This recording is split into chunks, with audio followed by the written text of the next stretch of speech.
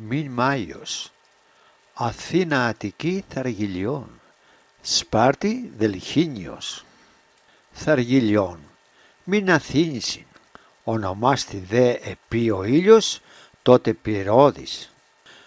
Το δε θερμόν Θαργίλιον ονόμαζον, τα δε άνθη τότε εξητένετο.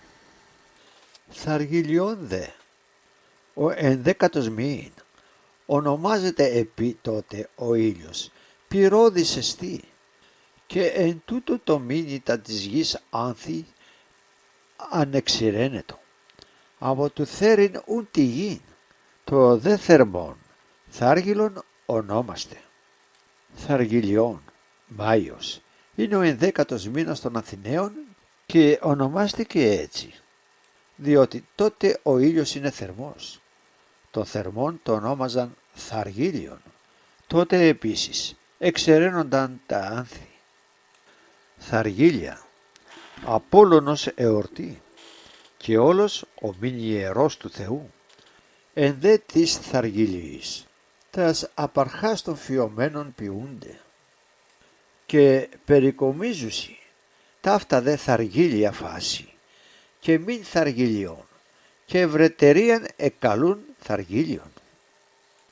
Τα Θαργίλια ήταν η εορτή του Απόλλωνος και όλος ο μήνας ήταν ιερός μήνας του Θεού. Τότε μαζεύουν τους πρώτους ανοιξιάτικους καρπούς και τους περιφέρουν. Αυτά λέγονται Θαργίλια και την καλή χρονιά την έλεγαν Θάργιλον. Θαργιλιών 30 ημέρες, 23 Απριλίου, 23 Μαΐου. Ο Θαργιλιών είναι ο 11ος μήνας στο Αττικό ημερολόγιο. Ήταν αφιερωμένος του θεούς Απόλλωνα και Άρτεμι, ενώ αντιστοιχεί με το χρονικό διάστημα 23 Απριλίου έως 23 Μαΐου.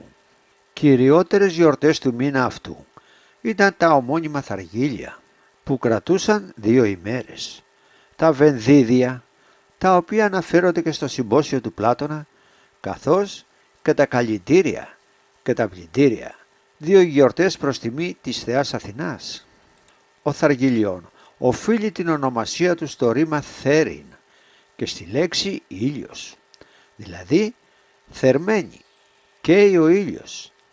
Και η αντίστοιχη γιορτή, τα Θαργίλια ή Θεργίλια, ήταν αφιερωμένα στο Θεό Απόλλωνα ως το Θεό της ηλιακής θερμότητας, με τη δύναμη της οποίας οριμάζουν οι καρποί. Θαργίλια, εσύ πάντες οι από υγιείς καρποί. Τα Θαργίλια ήταν η γιορτή που ετελείτο την 7η ημέρα του μήνα, η οποία θεωρείτο ως γενέθλια ημέρα του δίλιου Απόλλωνα.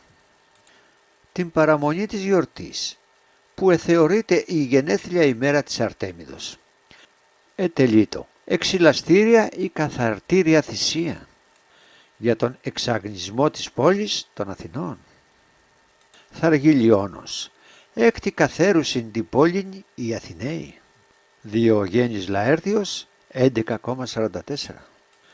Η θυσία του καθαρμού ήταν κατάλοιπο πανάρχιας τελετής, κατά την οποία 2 άντρες θυσιάζονταν, ο ένας για τους άντρες της πόλης και ο άλλος για τις γυναίκες.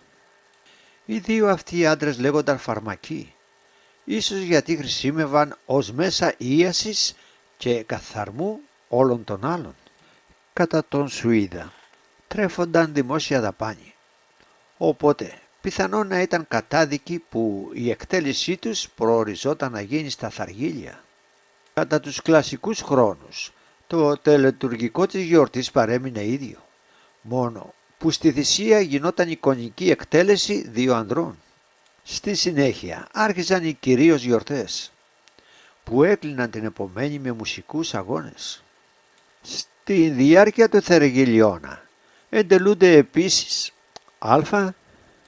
τα Βενδίδια, την 19η και την 20η του μηνός, προς τιμή της τραγικής ελληνιακής θεάς Βενδίδος, η οποία ταυτιζόταν με την Αρτέμιδα, την Εκάτη και την Περσεφόνη.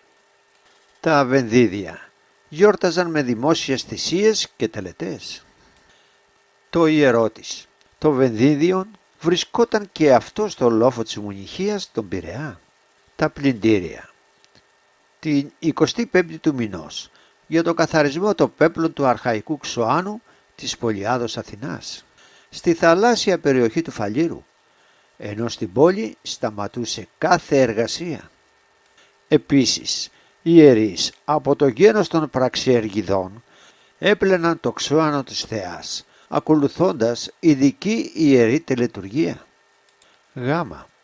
Η γιορτή των Καλλυντηρίων τη 19η του μηνός για το καλοπισμό του ναού της πολιούχου Θεάς Αθηνάς και του Ερεχθείου. Και τέλος Δ. Ανατριετία τα μικρά Παναθήναια. Διάφοροι ερευνητές συνδυάζουν την ηλιακή ανατολή του μήνους των Πλειάδων στον ουρανό με τη τέλεση των προϊστορικών γιορτών των πλυντηρίων.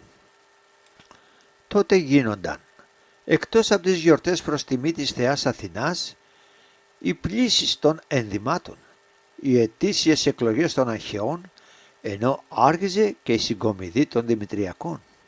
Ο μήνας Ταργιλιών αναφέρεται και στα μηνολόγια της Δήλου, Αμουργού, Πάρου, Τίνου, Εφέσου, Περγάμου και Μίλητου.